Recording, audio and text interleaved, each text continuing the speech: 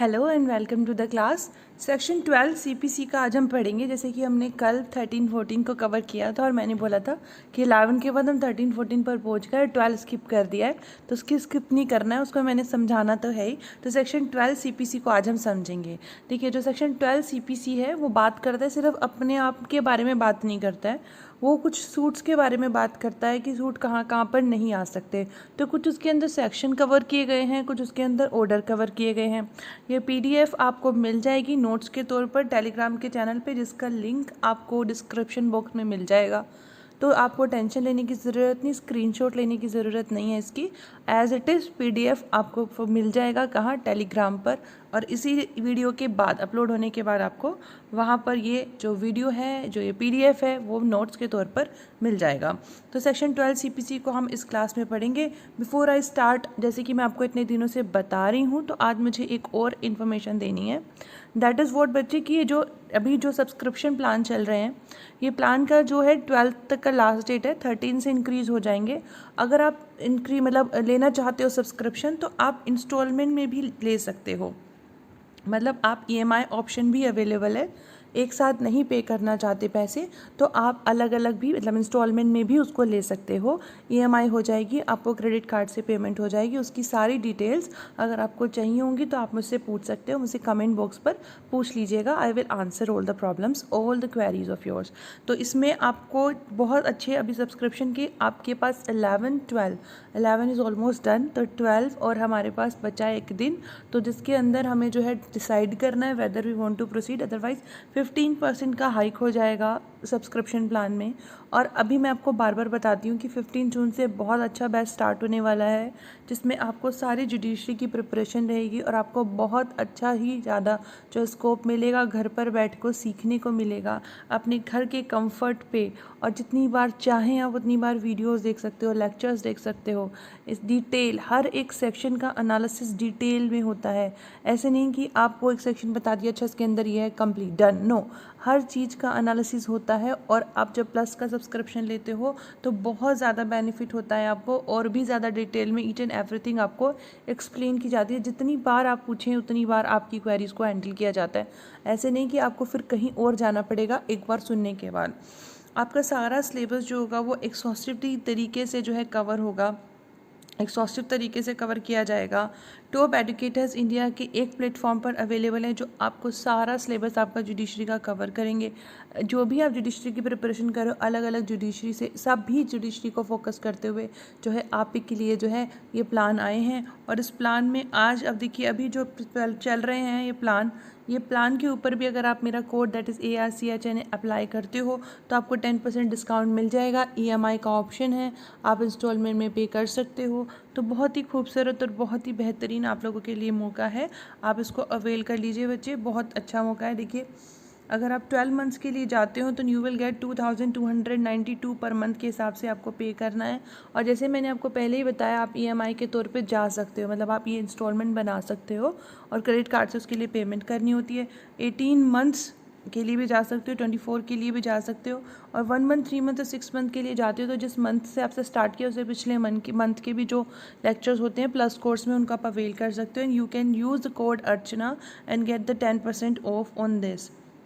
तो अगर आपको लगता है मेरा पढ़ाया हुआ वर्दी लगता है तो आप प्लस सब्सक्रिप्शन के लिए जा सकते हो, जिसका भी जो भी प्लान आपको सही लगता है। बाकी स्पेशल क्लासेस की बात करूँ तो you are very much aware now about this things, कि स्पेशल क्लासेस जो होती हैं that is free of cost, उसमें कोई कॉस्ट नहीं लगती है। और उसमें बस आपको जो है, अगर मतलब फ्री क्लास की एक्सेस चाहिए, उसके लिए भी मेरा नाम एंटर कर देना, दैट इज़ ARCHNA, और आपको स्पेशल क्लास की एक्सेस भी मिल जाएगी। तो दोनों ही आपके लिए सोल्यूशन है। If you want to go further next level, तो प्लस कोर्स के लिए जा सकते हैं, स्पेशल कोर्स के लिए भी जा सकते हैं। स्पेशल कोर्स में एक्सेस के लिए भी आप मेरा कोड एंटर कर दीजिएगा, और अगर आप जो प्लस के लिए जाना चाहते हो 10% ऑफ भी आपको मिल जाएगा मेरा कोड अगर आप इस्तेमाल करते हैं तो। सेक्शन 12 पे चलते हैं, that is what bar to further suit where a plaintiff is precluded by rules from instituting a further suit in respect of any particular cause of action, he shall not be entitled to institute a suit in respect of such cause of action in any court to which this code applies। बहुत सारी चीज़ें इस section में बताई गई हैं। पहली बात, सेक्शन 12 ये कहता है कि एक प्लेंटिफ, तो यहाँ एक प्लेंटिफ को मना किया गया है कि एक प्लेंटिफ जो है फर्दर सूट, यानी फर्दर का सूट का मतलब एक बार वो सूट इंस्टीट्यूट कर चुका है, उसके बाद वो दोबारा सूट इंस्टीट्यूट नहीं करेगा उसी कॉज ऑफ एक्शन को लेकर के। अगर उसको एंटाइटल नहीं किया गया कि वो इस कॉज ऑफ एक्शन को लेके कोर्ट में जा सकता है। कौन सी कोर्ट में? जो कोर्ट सीपीसी के अंडर काम करती हैं। सिंपल बात है, एक बहुत ही ज़्यादा मतलब बेसिक बात है कि अगर कहीं पर भी फर्दर सूट के लिए मनाही है, सीपीसी में मना किया गया है कि एक बार हमने सूट आपका सुनवाई कर ली, उसके बाद आप आगे नहीं जा सकते हैं, तो व्यक्ति नहीं जाएगा, प्लेंटिफ नहीं जाएगा सूट को लेकर के। और सीपीसी में बाकायदा उसके अलग अलग सेक्शंस हैं, अलग अलग प्रोविजंस हैं, जहाँ पर हम कह रहे हैं कि वो जो है प्लेंटिफ जो है सूट को फर्दर नहीं लेके जा सकता। जैसे हमारा एक ही सबसे इंपॉर्टेंट सेक्शन जो हम सबको याद होता है, दैट इज रेस जुडिकाटा। ठीक है, सेक्शन 11 में एक बार डिसाइड हो गया, same course of action, same parties में, कॉम्पिटेंट कोर्ट में, उसको हम आगे लेके नहीं जा सकते हैं। इस तरीके के और भी बहुत सारे प्रोविज़न हैं हमारे सीपीसी में, जहाँ पर एक बार प्लेंटिफ ने को मनाई, एक बार प्लेंटिफ ने जो है सूट इंस्टीट्यूट कर दिया, फिर उसको मनाई है, उसको रूल्स के द्वारा मनाई है कि वो फर्दर सूट इंस्टीट्यूट नहीं करा सकता। एक पर्टिकुलर कोर्स ऑफ एक्शन में वो उसको जो है लेकर के कोर्ट में नहीं आ सकता, जो कोर्ट सीपीसी के अकॉर्डिंग जो है गवर्न की गई हैं। तो इसका ऑब्जेक्ट क्या है सेक्शन का? इस सेक्शन का ऑब्जेक्ट है कि एंडलेस लिटिगेशन ना हो, उनको रोकना है। दूसरा, लीगल प्रोसीजर का अब्यूज़ ना हो, इसको भी रोकना है। पहली बात है एंडलेस लिटिगेशन। तो एंडलेस लिटिगेशन का क्या मतलब होता है? तो पहला क्या कह रहा है? To prevent endless litigation. देखिए, अगर हमने कहा कि एक बार किन्हीं मैटर्स में किन्हीं वजह से एक बार सूट इंस्टीट्यूट करके लेके आ गया प्लेंटिफ, फिर बाद में वो उस सूट को नहीं लेके जा सकता कोर्स ऑफ एक्शन में।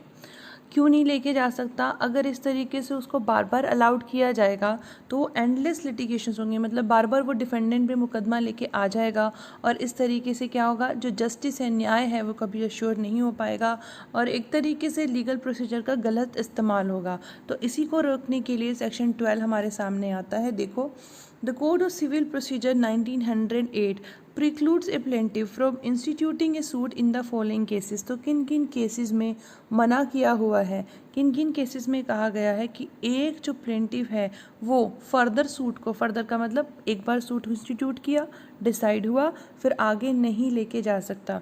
तो पहला है where is suit is barred by res judicata. तब जो रेस जुडिकाटा की अकॉर्डिंग अगर कोई भी केस जो है लाई करता है सेक्शन 11 में, सेक्शन 11 पे डिपेंड करता है, वहाँ पर डिसाइड हो गया है, तो फिर उसको दोबारा जो है सूट को नहीं लेके जाया जाएगा, प्लेंटिफ दोबारा उसको इंस्टीट्यूट नहीं करेगा। सेक्शन 11 मैंने आपको पहले ही डिटेल में समझा दिया है, वीडियो नहीं देखी तो जाकर के प्लेलिस्ट सीपीसी की डिस्क्रिप्शन बॉक्स में मिल जाएगी, आराम से डिटेल में उसको स्टडी कर लेना।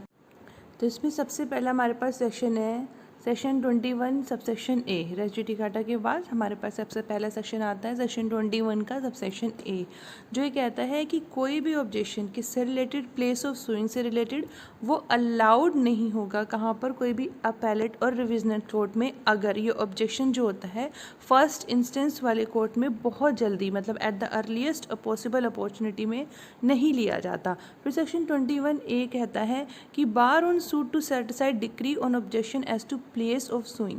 तो कह रहे हैं कि कोई भी सूट जो होगा वो चैलेंज नहीं करेगा किसी भी डिक्री की वैलिडिटी को जो कि फॉर्मल सूट में पास हुई है सेम पार्टीज के बीच में, और बिटवीन द पार्टीज अंडर हुम दे और any of them claim litigating under the same title, किस ग्राउंड के ऊपर कि ऑब्जेक्ट किससे रिलेटेड है, प्लेस ऑफ सुइंग से रिलेटेड। सिंपल सी बात समझ लीजिए, अगर फॉर्मल सूट में कोई मैटर आया, उसकी डिक्री आ गई, तो फिर दूसरे सूट में प्लेस ऑफ सुइंग से लेकर के मैटर को नहीं लेके आ सकते। बार है, उस डिक्री को आप सेट असाइड नहीं करवा सकते इस बेस पे कि आप जो है आपको ऑब्जेक्शन है प्लेस ऑफ सुइंग से रिलेटेड।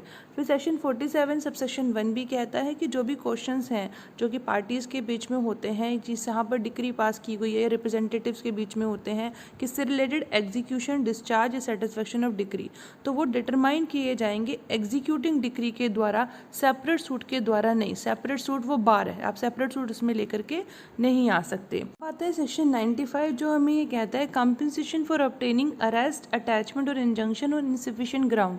अगर किसी व्यक्ति कौन होगा यहाँ पे, डिफेंडेंट होगा।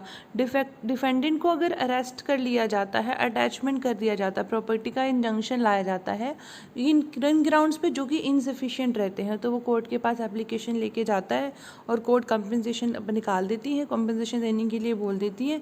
तो उस केस में कह रहे हैं कि एक ऐसा ऑर्डर जिसे डिटरमाइन करता है ऐसी एप्लीकेशन के लिए, उससे रिलेटेड कह रहे हैं कि अगर आप कोई सूट लेके आते हैं, जब कंपनसेशन दे दिया डिफेंडेंट को, किसने कंपनसेशन दे दिया, डिफेंडेंट को कोर्ट ने सबसेक्शन 1 के अंदर कोई भी जो है कंपनसेशन दे दिया, तो उससे रिलेटेड एप्लीकेशन को, उससे रिलेटेड जो है सूट को नहीं लाया जा सकता, वो बार होगा।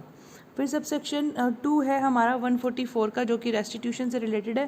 कह रहे हैं कि कोई भी सूट इंस्टीट्यूट नहीं किया जाएगा फॉर ऑब्टेनिंग एनी रेस्टिट्यूशन और other relief which could be obtain by application under subsection 1।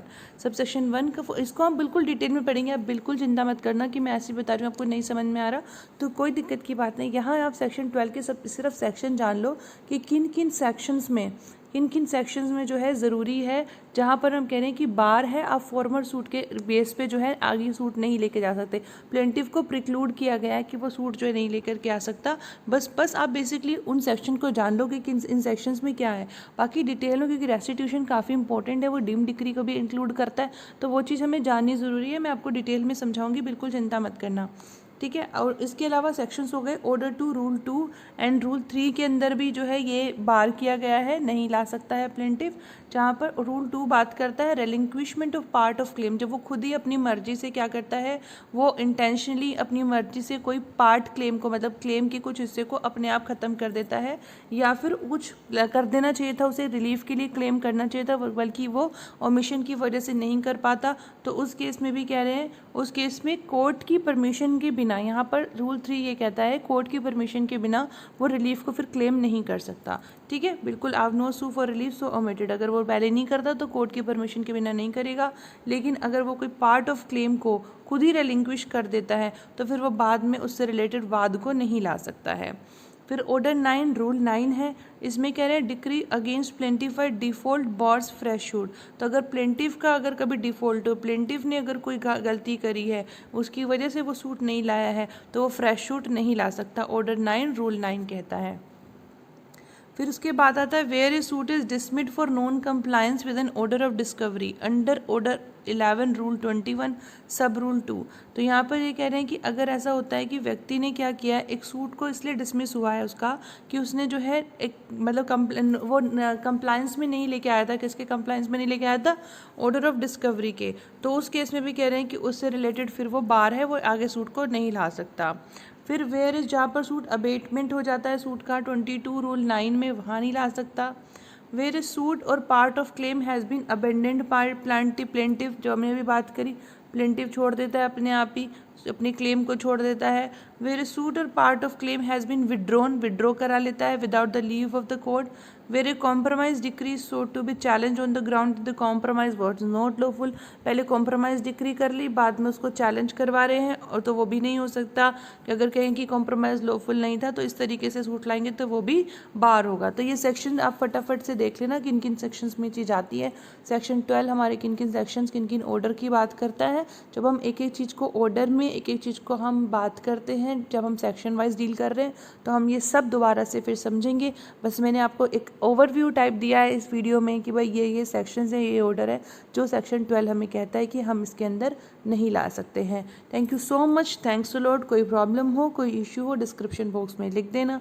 I will share my email ID and you can contact me through that. Thank you so much. Thanks a lot बच्चे. Keep learning, keep smiling.